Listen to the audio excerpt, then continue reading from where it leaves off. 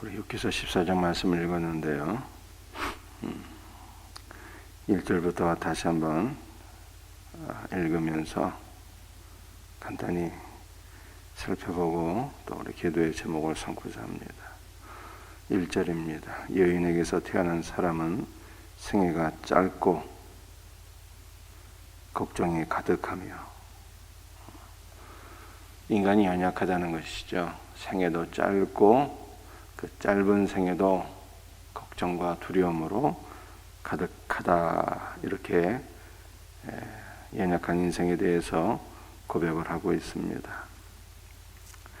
2절, 그는 꽃과 같이 자라나서 시들며 그림자같이 지나가며 머물지 아니하거늘. 인간의 삶이 마치 꽃과 같아서 아름다움은 잠깐이요 곧 시들어 버린다는 거예요. 3절, 이와 같은 자를 주께서 눈여겨보지 아니하시나이까. 나를 주 앞으로 이끌어서 재판하시나이까. 인간은 생애도 짧고 두려움과 걱정도 가득하고 마치 들의 꽃과 같아서 아름다움은 잠깐이요 곧 시드는 존재인데, 이와 같이 연약한 자에게서 하나님께서 허물을 찾으시고 재판하신다라는 거예요. 재판하신다. 그러므로 연약한 인간에게서 하나님께서 허물을 찾으시고 재판하시니 어찌 살 수 있겠느냐는 거예요. 그래서 욥은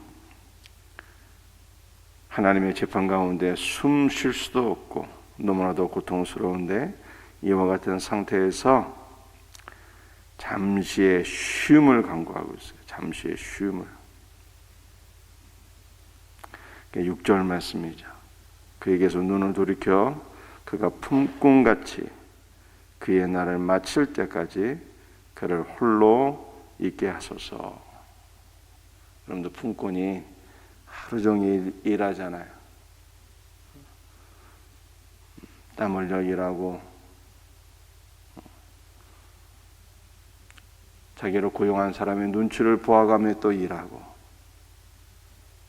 일하는데, 일이 마치게 되면 저녁 무렵에 집으로 돌아와서 그 잠깐 숨을 돌리고 쉬게 되는데, 하나님 앞에 이 잠깐 동안의 쉼을 간구하고 있어요.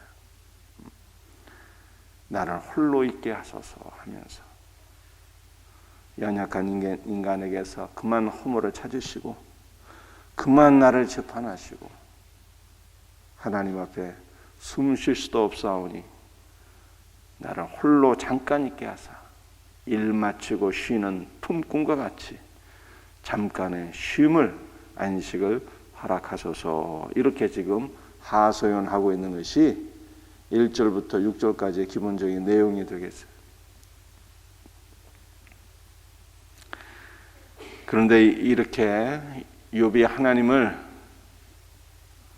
연약한 인간에게서 허물을 들추어내시고 또 재판하시는 하나님, 그러므로 하나님 앞에는 잠시의 쉼도 없고 고통스러울 뿐이다 고백하고 있는 이 욥이 하나님에 대한 인식은요, 욥이 가진 하나님에 대한 인식은 올바른 것입니까?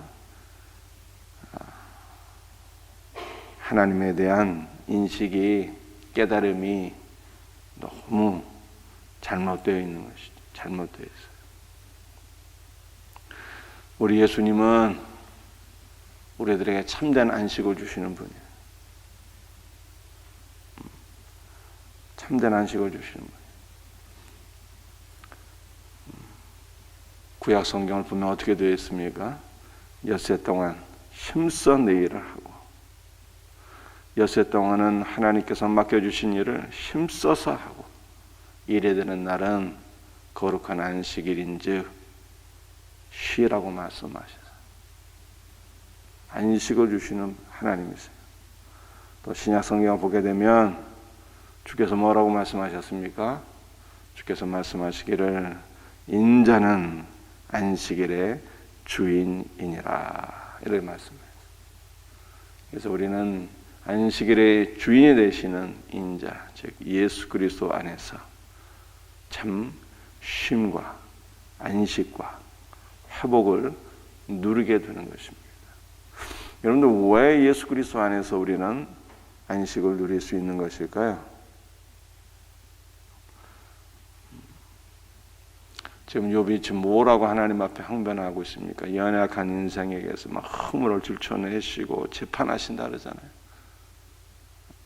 그래서 잠시 동안에 좀 짬을 나에게 달라고, 쉼을 달라고 하소연하고 있는데, 여러분들 우리 구주 예수 그리스도는 우리들에게서 허물을 들춰내시는 분이 아니라 의를, 주께서 이루신 의를 인간이 달성할 수 없고 이룰 수 없고 도달할 수 없는 주 예수 그리스도의 의를 우리들에게 선물로 주시잖아요. 선물로.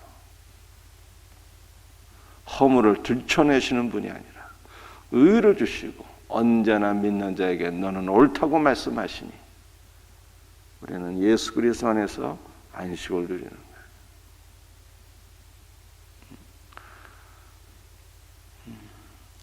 우리 그저께 드린 말씀을 여러분들 기억하시죠? 우리 주님은 우리에게 은혜를 베푸시는데,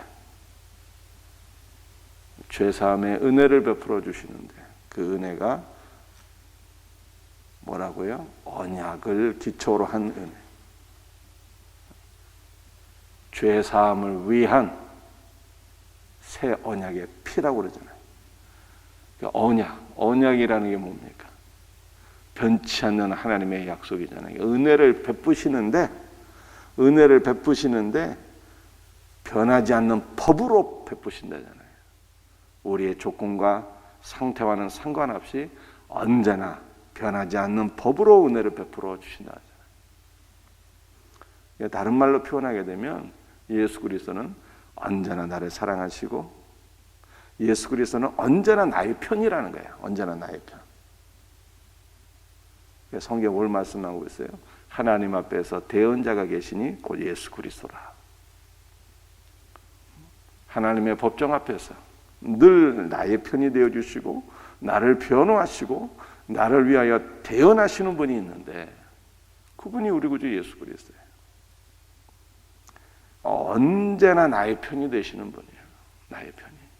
그래서 우리는 언제나 나의 편이 되시는 예수 그리스도 안에서 안식하게 되는 거예요. 그분이 나의 허물을 들춰내시고 재판하시고 나를 궁지로 몰아가시는 분이 아니라 그런 분이라면 어떻게 안식할 수가 있겠어요? 정말 숨도 못 쉬는 거죠. 그런데 예수님은 우리에게 의를 주시고 언제나 나의 편이 되어 주시니 변치 않는 법으로서 나를 사랑하시고 은혜를 베풀어 주시니 우리는 예수 그리스도 안에서 언제나 안식하게 됩니다. 여러분들 우리 사람이 하루 종일 바깥 일을 하다가 집에 돌아가게 되면은 그 안식이 있잖아요. 왜 안식이 있습니까? 가정에서. 가정은요 언제나 내 편이잖아요. 내 편이 되어주는 사람. 그래서 가정 안에 우리가 안식할 수 있는 것처럼 우리 주님이 언제나 우리 편이라니까요. 우리 편. 변함없이 내 편이에요. 변함없이. 그래서 우리는 예수 그리스도 안에서 안식하게 되는 거예요. 언제나 주 예수 그리스도 안에서 안식을 누릴 수 있는 복된 성도들이 되시기를 주 예수의 이름으로 축복합니다.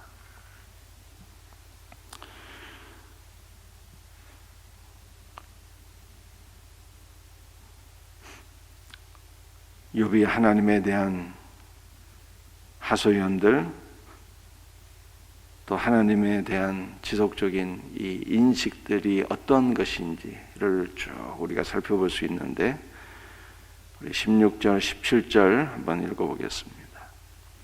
그러하온데 이제 주께서 나의 걸음을 세시오니 나의 죄를 감찰하지 아니하시겠나이까. 주님께서 나의 한 걸음 한 걸음을 다 세시고 나의 죄를 감찰하시기를 어느 때까지 하시겠습니까? 이런 뜻이에요. 그래서 이 16절을 공동 번역에서 이렇게 번역했어요. 나의 허물을 모르는 채 하여 주실 수는 없으십니까? 어찌하여 집요하게 나의 죄를 들추어 내십니까? 이렇게 번역을 해요.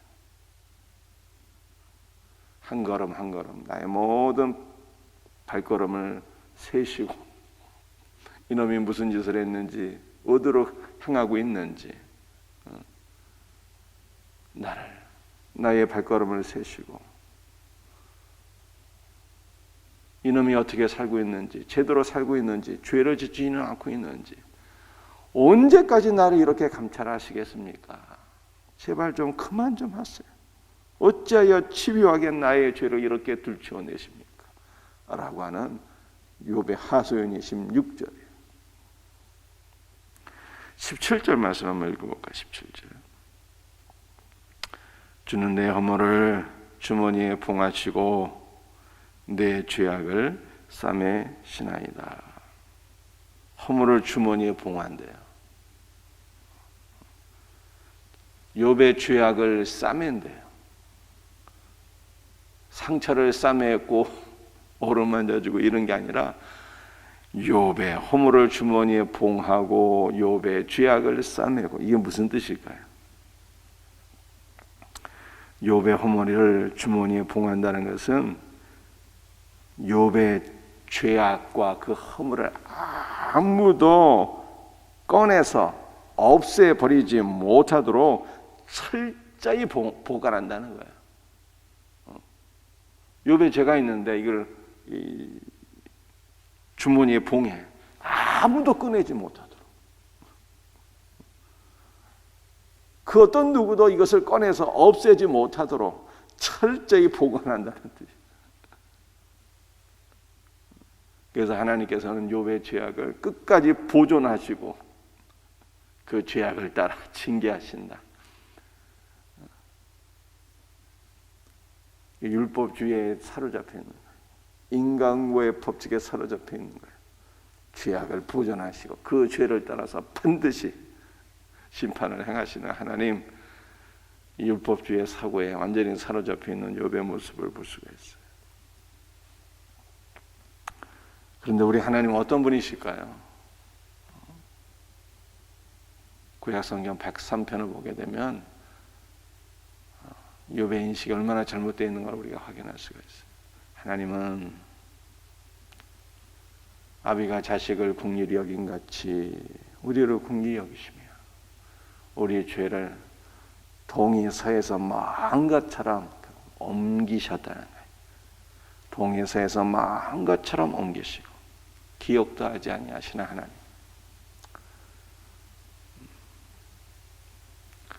주님께서 제자들에게 말씀하셨잖아요. 이것은 너희의 죄 사함을 위하는 나의 피, 언약의 피니라, 이렇게 말씀. 죄 사함을 위한 나의 피라고 말씀. 이 잔은 너희의 죄 사함을 위한 나의 피다. 여러분들, 이 죄를 사한다라고 하는 단어가 아피에미라고 하는 단어인데요. 이 단어는 단순히 용서한다라고 하는 뜻만 갖고 있는 게 아니에요. 죄를 내보내는 거예요. 내보내는 거예요. 죄를 용서하고 죄를 소멸하고 죄를 내보내고, 그러므로 죄로부터 승리하게 하고 죄로부터 승리하게 하시는 우리 주님이잖아요. 이게 얼마나 놀라운 은혜입니까? 죄를 용서해 주시고 죄를 소멸해 주시고 죄를 나에게서 내보내버리시고 죄로부터 승리하게 하시고 죄로부터 나를 지키시고 보존하시는 우리 주 예수 그리스도의 은혜라니까요. 그런데 이 욥은 이 주 예수 그리스도의 십자가 보혈의 공로를 아직까지 너무 희미하게 알고 있어서 주님에 대한 인식이 율법에 사로잡혀 있는, 죄를 보전하시고 그 죄를 따라서 심판하시는 하나님으로만 욥이 알고 있으니 얼마나 안타까운 거예요. 그러므로 우리는 욥의 잘못된 인식에 우리가 사로잡혀 있으면 안 되겠어요. 우리 주님은 나의 안식처야. 나의 안식처. 예수 그리스도 안에서 안식을 누려야 되고요. 예수님은 나의 죄를 철저히 보존하시는 분이 아니라 죄를 사해 주시고 죄를 소멸하시고 죄를 내보내시고 죄로부터 승리하시고 죄로부터 나를 지켜주시는 우리 주님, 이 주님의 은혜를 날마다 누리며 살 수 있는 성도들이 되시기를 주 예수의 이름으로 축복합니다.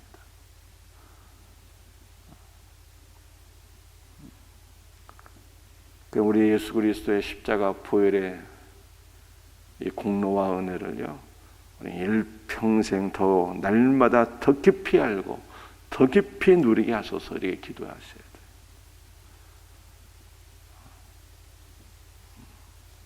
성경이 복음이잖아요. 복음의 핵심이 예수 그리스도의 피라니까요. 주님의 피의 공로를 날마다 누리며 그 은혜 가운데 거하게 하소서. 기도하고 그 은혜 가운데 거하는 성도들이 되시기를 주의 이름으로 축복합니다. 기도하시겠습니다.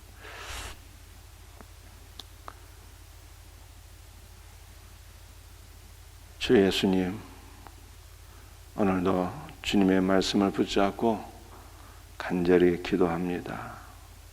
오직 주님만이 언제나 변함없는 우리의 편이 되어 주시니 감사합니다. 찬송합니다. 주님 앞에 영광을 돌려드립니다. 변치 않는 사랑과 은혜를 베풀어 주시니 주님만이 우리의 대언자가 되시고 주님만이 우리의 충보자가 되시고 주님만이 우리의 편이 되어 주시고, 그러므로 우리는 오직 예수 그리스도 안에서 안식을 누립니다. 우리의 안식처가 되시는 우리 구주 예수 그리스도를 찬송합니다.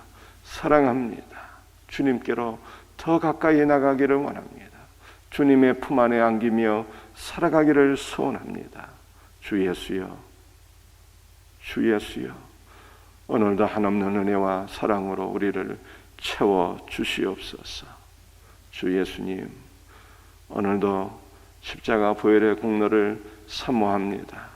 주의 보혈로 우리를 덮으시고 주의 보혈로 우리를 씻으시고 오늘도 우리의 죄를 소멸하시고 오늘도 우리의 모든 죄를 우리에게서 떠나게 하시고 죄로부터 승리하는 복된 은혜를 오늘 하루도 베풀어 주실 줄로 믿습니다.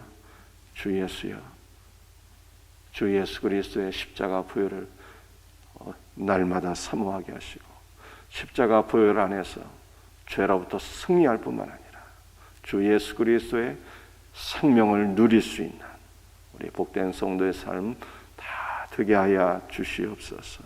감사하고 예수 그리스도의 이름 받들어 간절히 기도드리옵나이다.